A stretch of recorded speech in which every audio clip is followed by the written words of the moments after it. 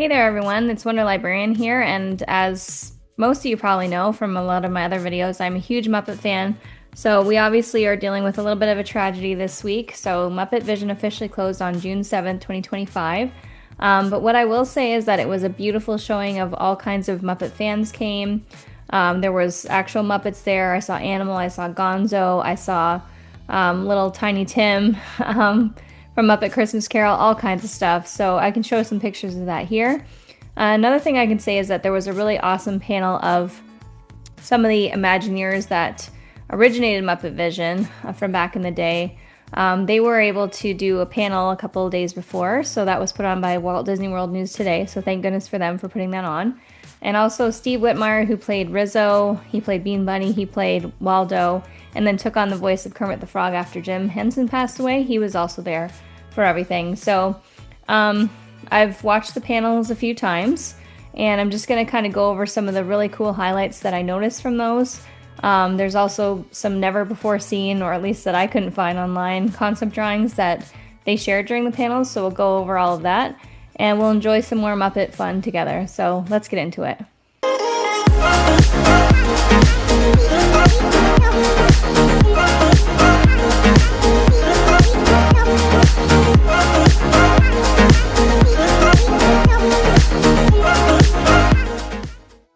I just want to point out as well that they had some really cool swag over at the Walt Disney World News Today. So this is a little Waldo Let's Burn Rubber magnet that I got from them, which is really awesome. So I also brought some printouts from my personal collection that I made. So I have a Bean Bunny one with Sweetums. I also had a Fozzie Bear Banana Cream Pie one, and I had a Pizza Rizzo menu. So I'll put the link to my Etsy store down below. And if you want to grab one of those, feel free. I gave a lot of them out at the event. People loved them, so there you go. Okay, so we've got all kinds of cool people in this picture. So we have Eric there. He did a lot of work in Shanghai Disneyland. Oh, he's got a huge resume for the parks. Kathy Rogers.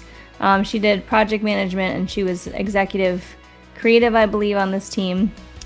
We have Paul, who worked on Tomorrowland. He was actually the voice of the teenager in Carousel of Progress, the boy. So he did extensive work on this. Steve Whitmire, of course, who I mentioned earlier, he's the voice of Rizzo, Bean Bunny, Waldo, and Kermit the Frog after Jim passed away, and some other characters. We also have Rita there. She produces a lot of stuff for the Jim Henson Company, including Fraggle Rock recently, and then, of course, Fred. He did some of the special effects and some of the stunts and whatnot. So really cool group of people, and I'll talk about some of the stuff that they shared in the panel. So I think in order to do this properly, we have to kind of understand where Muppets came from and a little bit about the concept of MGM when it was happening. So this is a really old concept drawing here. It's really hard to see, but I'm going to tell you what's on it so you don't have to squint and see for yourselves. So it was meant to be a half-day park, and they needed some quick ideas to kind of get it off the ground. It was kind of the first of its kind, and it was going to be a lot about like movies and the making movies and everything like that. So here's some cool things that I noted on here. So the Muppet Wrangler show was something that was roughed in the Muppet area. I don't know what that is, but it sounds cool. So they had a Star Wars cantina mapped out on here a long time before we had Star Tours or we had Galaxy's Edge or anything like that. The Hollywood Hotel concept was there, and I believe that I'd heard something about Mel Brooks being involved in this attraction at the beginning. So this is '89, 5 years before, of course, Tower of Terror came to be. This one I'm really excited about. So the Pee Wee Herman show, so they had talked about doing some kind of like a walkthrough or a dark ride of Pee Wee's Playhouse, which I think would have been amazing. Didn't come to be because I'm not really sure what happened there, but they said that that idea got scrapped, and they did mention that in the panel. Mickey's Movie Land ride, which kind of sounds like a little bit of maybe the Great Movie. Originally was going to have Mickey, so I kind of wonder if that's why it eventually became Mickey's Runaway Railway, which it is now. So I kind of wonder if that's how Mickey's Runaway Railway came to be, because it's basically a combination of movies and the Mickey concept. Benny the Cab Ride, Toontown Tour, Baby Herman's Runaway Buggy Ride. So this is when they were really doubling down on Roger Rabbit, which they didn't end up doing as much. But I think that obviously Disneyland has one of those, or a similar one. Hollywood Bowl, which is where the shows occur, so I believe that that did happen. And the Dick Tracy Gangster Wars Ride. So that was another popular property at the time. I know that they had the Gangster Show and things like that, but I don't think Dick Tracy ended up being as big of a property as they thought, so that idea was scrapped too. Alright, so moving right along. So Why were Muppets in the park? Michael Eisner pushed for their inclusion. He loved them. He wanted them to be a big presence. He really loved what Jim Henson did. So naturally, that's why they ended up there. There was a Here Come the Muppets stage show, so that featured full-size Muppets. So there is a picture there of the little handout that was given at Here Come the Muppets, so it looks like it has some signatures on it. You know, Miss Piggy, Kermit, Fozzie Bear. I've found some clips of this one before online, so that one was already kind of done, produced and whatnot, by the time that Hollywood Studios, then MGM, opened. And then there came the need for, you know, what can we do that's not a ride, that's really easy to put up, and this idea of MuppetVision being a 3D show with some 4D attractions kind of came up at that point to try to fill in some of the gaps for the Phase 1 part of MGM Studios.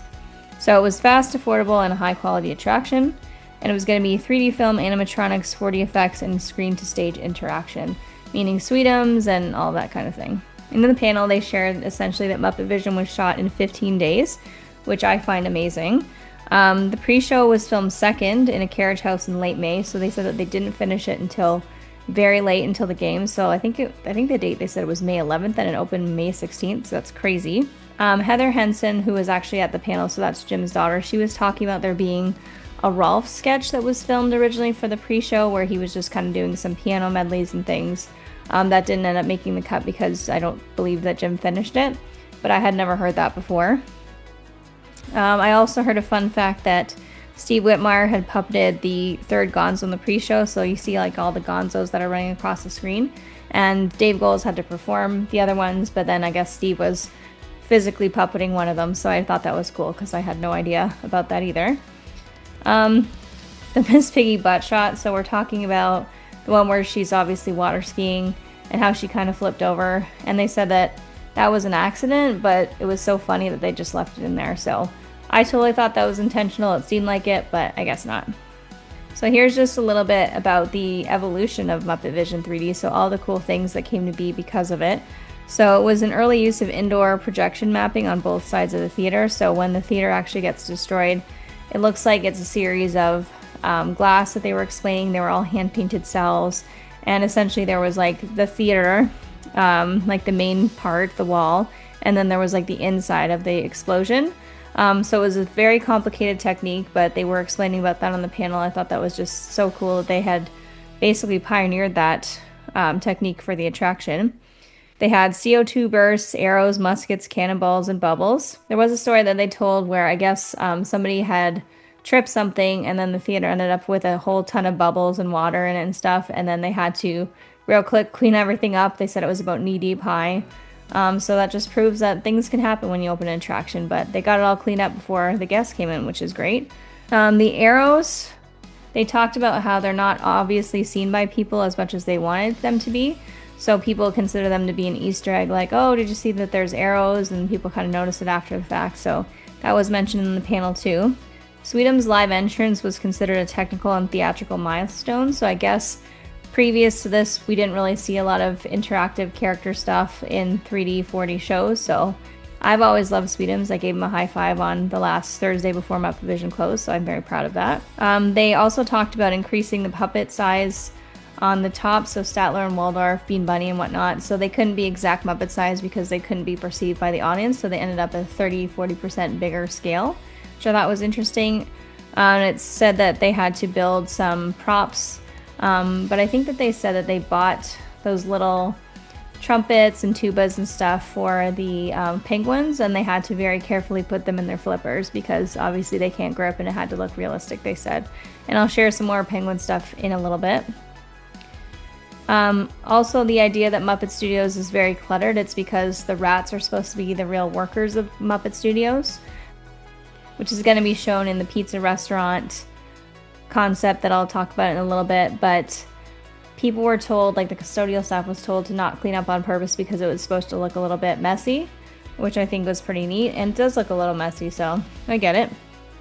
And I also thought it was kind of funny because they said that they were building that queue area, and one of the Imagineers shared that the Muppet clothes that were hanging on a line is actually from Marshall's in Orlando, so they had to, I guess, real quick just go get some kids' clothes and kind of put them on the the hanging line there. So that was just something that I thought was a little bit funny, that they weren't actual Muppet costumes, but just from a local store in Orlando. I've also got these cool construction photos that I've never seen before. So this is just looking from Grand Avenue right into the Muppet courtyard. So in front of you would have been Miss Piggy's fountain, to the right would have been MuppetVision, to the left would have been the Pizza Rizzo building as it is now. So I'd never seen these, so I thought it was really cool that they shared them. And then this is another view. So this is just looking kind of from Gonzo's Royal Flush, and you can see to the right, that's the MuppetVision building kind of taking shape. And again, that's super interesting to me because I've never seen it in the state before. Okay, so let's talk a little bit about the theme land that never was. So originally, you probably heard this one before, but it's supposed to be a full Muppet Studios New York City theme land, and apparently they did all kinds of research going to New York City and whatnot, which is so cool. And that influenced the facades that we still see today. I believe Parkside Street was the original name, and it was renamed during development, according to the Imagineer panel. The balloon marquee was added to direct the people that were on Star Tours, so that was perched on the top of the building. I have a picture of it right here, so it was a big yellow one, and I think it was originally supposed to float, was the story. It didn't end up being that way, but pretty cool nonetheless that it was there for a little while. And there was supposed to be a full studio gate, which I love. They said it was designed by an artist named Michael Frith, and it was going to be like one of those wrought iron gates with like a bunch of the Muppets on it and kind of like a studio entrance. So I would have loved to see that. I think that would have been a really cool way to welcome guests into the land, but it's okay. I just like the idea that it kind of existed. And this is probably one of the biggest losses of the whole land. So the Muppet movie ride is like my favorite thing ever. So I loved the movie ride when I was a kid, the Great Movie Ride. This would have been the Muppets version where, of course, they try to show the making of movies, but everything goes wrong. And in this panel, they showed some new artwork that I'd never seen before. So they talked about pigs in space. They're saying that Statler and Waldorf were going to be in a dune buggy. Then they were supposed to be on a VIP tour, but of course they ended up on this tour. And then, of course, they're roasting people the whole time through. They said that it was in advanced planning, so there was concept art, set designs, models, and they were about 2 to 3 years from ready. So here's one that's kind of quite fully realized. So I can see animals kind of on the rafters there. He's hanging Scooter by a rope. He's got a video camera. It looks like they're filming some kind of like a water scene where people are falling over the edge, which is actually kind of neat because it reminds me of the one scene in Mickey's Runaway Railway where they do a similar thing where you're in the cart and then you're kind of going over the edge. So maybe that was meant to be a callback. And of course the rats are using the lights there, and I'm sure it's not going very well. So that's one I've definitely seen before. And then this is another one, so I have seen this one as well. So this looks kind of like the Peter Pan scene. So it looks like they've got Miss Piggy as Tinkerbell, Kermit as Peter, and some of the other characters as the kids. And this reminds me of the Peter Pan ride, obviously, at Magic Kingdom. So that's kind of neat that they had that one in there.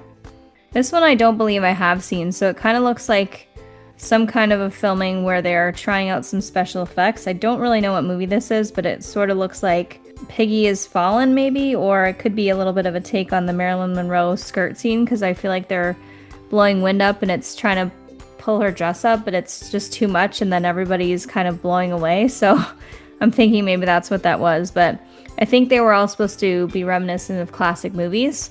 So I have to guess that this is the Marilyn Monroe one.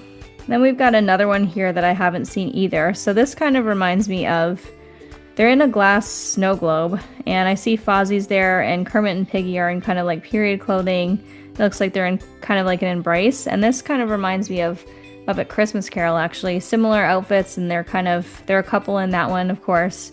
So I do kind of wonder if maybe that was supposed to be a Christmas Carol, but I'm not sure. So, but it was cool to see that anyway. And this is one that they also talked about. I'd never seen this one either. This is Pigs in Space. You see Piggy on the right there. She's kind of shooting some stuff. This looks actually really well developed, and you can almost see a ride vehicle in the middle, so you could see how amazing this would have been. It would have been a really cool dark ride going through all kinds of scenes, Muppet scenes of movies being filmed terribly. So this is a great loss, but I'm glad I got to see all these pictures this time. And this was really neat. So I'd never seen this foam model of Muppet Courtyard from a long time ago. So it's really neat that they shared this. So you can see on the right there, the entrance of the theater and that little stack where the balloon was is really cool. There's the back show building to the right there in the yellow. You can also see the Muppet Stage 1 store. It's on the left, that other yellow building. A little bit of Gonzo's Royal Flush is what that became, that front building on the left. You can see where the fountain was going to be in the middle. Looks like there's some extra on the front right for the queue line, which kind of, I don't think it became exactly that, but it looks familiar anyway. And then a lot of those storefronts on the left-hand side, they look very familiar too. So I think it really did become a lot of what this foam model was meant to represent. And this looks like a more realized version of the show building. So this looks like the original yellow paint because they had a mural of the Muppets on the back, I believe. And then you got the brick front, you got the Jim Henson marquee there, you've got the balloons. So this is really cool to see this in a different format because I've been seeing it forever and ever in its original one. Okay, so let's talk a little bit about some of the other things. So I've heard about this one before. So Great Gonzo's Pandemonium Pizza Parlor came up again. I've talked about this in other videos as well. They were going to have animatronic rat waiters serving guests, so you can see that in the concept drawing. This was Mama Melrose, so if you've ever been there, you can see that they have those raptors that were built in. This was kind of like the phase one, so they kind of started to build it, but they didn't really get to the end. There was Jim Lewis was part of the panels, and he came in via video, and he said that he has got the full script for this thing. So, and he said it's just as funny as it always was. He didn't share any parts of it, but maybe at some point we'll hear more about that. But yeah, so there was supposed to be like little tracks for the rats to kind of go along. And there's going to be kitchen chaos, so I guess you were going to see video cameras going back to the kitchen and stuff. It would have been really neat to see. I'm sad that this didn't happen, but at least we got Pizza Rizzo in the end, which is pretty good. This was in the original concept drawing, so the Swedish Chef restaurant, so I think it was called Swedish Chef's Video Cooking School, so there wasn't a lot shared about this one. It was the building that eventually became Pizza Planet for a long time and then Pizza Rizzo. But I think the idea was that the Swedish chef was going to be on video and he was going to be sort of like present while he's cooking in the back, and I'm sure it would have been really funny. I don't know how far along this one was, but we do get a version of that at the Food and Wine Festival when they do the brewing lab with Bunsen and Beaker, because they're on video, they're doing experiments, and things blow up, and it's really funny. So it's kind of interesting to see these little threads that were kind of started way back when that were never realized, but how they've come back in a different form later. And it was shared a bunch of times by the Imagineers that because Jim passed away, a lot of these things had to be walked back. So the Muppet store was one thing, and I know that a lot of them really enjoyed like Muppetizing areas and kind of like really going up with the theming and stuff like that. So it sounds like the Muppet store was something that was supposed to be very themed, which I think in some ways it was, because I remember seeing like a Muppet Baby set, and they had like little relics from different Muppet movies in there. But yeah, I guess it was scaled back a little bit, but it still eventually opened, and as far as I know, didn't close until 2020. It never reopened, which is sad, but I'm excited to see a new one soon. So moving right along, we have the Muppet Balloon and the Bathroom Park. So it was supposed to be a large rainbow balloon and supposed to float above the park as a landmark, so we didn't quite get that as in the concept drawing, but it did sit atop that building for a long time. And it said that there's a static model that exists in the lobby, but the full version was never built. So I remember seeing that prop actually at the panels for the Imagineers and stuff, so that was pretty cool to have seen that.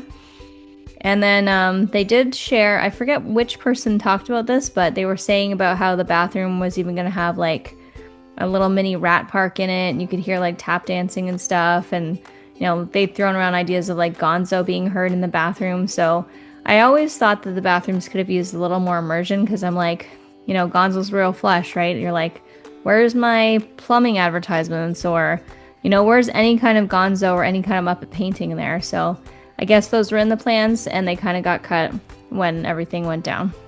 And now we're into some of the good stuff that's here. So they shared a lot of really cool behind the scenes drawings and stuff, so I'll just kind of show them now and talk briefly about what they are. This is obviously the Penguin Orchestra from up above, so you can kind of see where they were all placed, and they said that they took a lot of time to make it look like an authentic orchestra because they wanted it to be believable.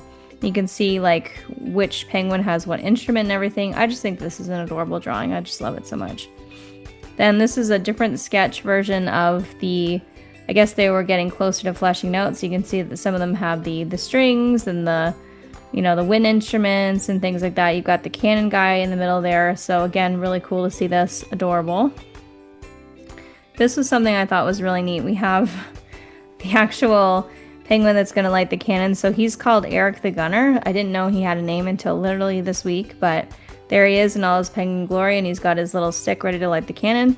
Why the penguins had a cannon down there in the first place, I'm not really sure, but I've always asked myself that question. But here he is, Eric the Gunner. He's the guy that puts the cannon up. So why they're called Eric and Ben, I'm not really sure, but it's cool that they have names. And then this was another photo that they shared of the skinless penguin before they had all of their coverings on, just kind of working out the animatronics. So not sure how all those gadgets work in there, but just cool to see it. And here's another drawing that's dated August 20th, 1990, and it looks like these are the Statler and Waldorf glasses, because obviously the Muppets have to wear their own special glasses, so this is a design for them. And it has all the dimensions there, because obviously they're going to be Muppet sized and smaller than human being ones, so I just thought this was neat to see.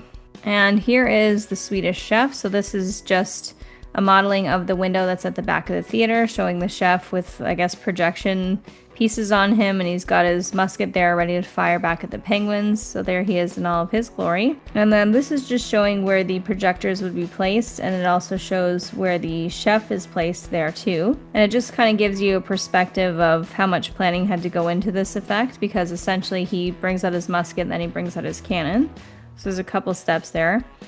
And then here's a drawing that shows him on wheels, which I didn't realize. And then just showing like his range of motion about how he's going to go out and point the gun. And then how big the ceiling had to be in there, stuff like that. There's all kinds of notes on there and heights and measurements. So all the detail that went into this attraction was absolutely incredible. We've also got some Bean Bunny sketches, which are adorable. We loved seeing those. Bean Bunny was a newer character at the time, so that he was a central figure of this attraction, because I think that they really wanted to use him in upcoming things. And I do know that he was also in Muppet Christmas Carol later. So there's Bean Bunny right there. And then this is him with his fireworks, so just showing him from the side, showing him from the front, and just showing what kind of range of motion that he was going to have, because the animators would have to sort of make this make sense when they were doing the animatronic, and that's how Bean Bunny was executed. I absolutely love these next few, because these are all of the famous Miss Piggy fountain, which I remember it from 1992. So Piggy was actually the star. She was rotating. Fozzie was filming. Gonzo was directing. We had the rats. We had Animal. We had the fish. So this kind of shows it all put together. Miss Piggy's wearing a different outfit, but that's still really cool to see like that. And then here's just a whole bunch of images that were shown. So there's some maquettes, so those are like the little ones, and then some of when it was actually being built. So you can see Piggy there is almost finished, and you see Animal and Gonzo as well in maquette and larger form. And of course this one shows Animal in larger form, also Fozzie, a close-up of one of the rats as a maquette, and the fish. And then we see that old school style of the fountain before the Muppets were removed. I think they might have been removed in like 2016. It was made into a planter temporarily while they were fixing it. I don't believe they ever came back, but I hope that they're somewhere in the back somewhere.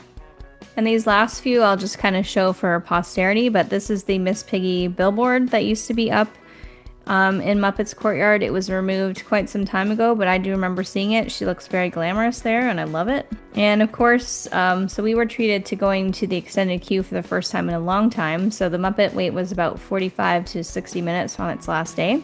I went 4 times with my husband and some friends, but so here we are. So Bunsen and Beaker showing how to use the safety glasses. So this looks like a promo photo with some anxious guests right there. And then these are some of the promo photos that were along the walls. So I think these were meant to tie into the Muppet Studios concept, which obviously didn't end up being a thing, but they still had these decorating the queue. So we have Moi, Jane, Star Chores, To Have and Have More. That one looks a little bit faded, but these were all spoofs of different movies and stuff. So the Imagineer said that they also had to negotiate the rights to using these titles, which I thought was kind of neat, and they would have had to stage these and photograph them. So just the incredible amount of detail and jokes and things that were put into this attraction I find incredible. Here's some more. So Cleo Pigtra starring Piggy, follow that the feet. That one was still up when we went there. The Pig's Sidon Adventure, interesting. That one was not. The Bride of Frankenschwein, I saw that one, which I thought was neat because we just went to Epic Universe not long ago and met the Bride of Frankenstein, so love that one. It Called from Outer Space, kind of reminds me of like a Bill and Ted thing. Dive Hard 2. I could not stop laughing at that one. It was just killing me, the fact that that Beaker was going to dive into a shallow pool. Kermit kind of looks almost like Conan the Barbarian. That one was not up there, but I love it. Super Beaker 2. Also love that. Was not there anymore, but amazing to see it again. And finally, we have some of the little Easter eggs that were around the back. So I heard that there was a show that Jim and some of his fellow actors would go on where they would decorate the pipes of the show that they were on. I can't remember it right now, but I will add it in if I look it up. Just escapes me for the moment. And then I guess within the Muppet fences, they had also decorated the pipes and some of the pipes in the extended queue line. So there's an example of it right there. So that was actually in itself a callback to Jim and company decorating the pipes of the show that they're on, which I think is really, really cool.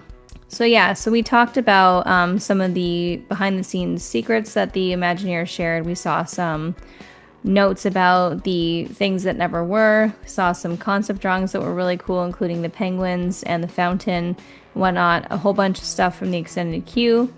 And we'll end off with a few more last reflections and the legacy of MuppetVision. So Steve Whitmire did say that Waldo the puppet was more difficult to puppet than Bean because of the range of motion, and he was like very small and everything, but it said that a lot of this stuff could be fixed in post, which is kind of neat to learn. The idea that Jim Henson wanted an actual cannonball flying across the theater, they said that they never got that done because of safety concerns and whatnot, but they did get the idea of it, so you have like the flashbang and, you know, the audio and stuff like that. He also wanted there to be some kind of like a featherless chicken, where somehow the chicken's feathers all come off, like maybe wind or shot out of a cannon or something. But they said that they took that idea and eventually used it in the Tiki Room, which I thought was interesting. So I guess good ideas never go unrealized. And despite all of the chaos and changes and Jim Henson passing away, the MuppetVision 3D did launch on time 1 year after Jim passed away on May 16, 1991, thanks to that talented team that he had put together and all the magic that they put into this. So thank you so much, that's amazing. And it was said that Jim actually saw the Muppets as a 3 to 5 year project, so they were about halfway through when he unfortunately passed away, and I would have loved to see it all come to fruition, but maybe at some point we'll see versions of it. We've already kind of seen a little bit here and there of what the original versions were, so let's see. And Steve Whitmire said that Jim very much had like a, you know, what's next mentality, so although he would have been very proud of Muppets Studio and MuppetVision as it came to be, he would have just been on to the next thing, and he would have cherished the time working on it, but he was always innovating, he was always changing, and he thinks that he would have had a very healthy attitude towards it closing. So thanks so much to the Imagineers who put this all together. Obviously, thanks so much to Jim and the Henson family for their beautiful visions and executions of things throughout the years, and their characters and their love of everything. We love all of that. And thanks so much for watching. Remember to like, subscribe, and comment. Talk to me about your favorite Muppet or your memories of MuppetVision, things like that. I'd love to hear it. And I'll see you in the next one. See you in the future.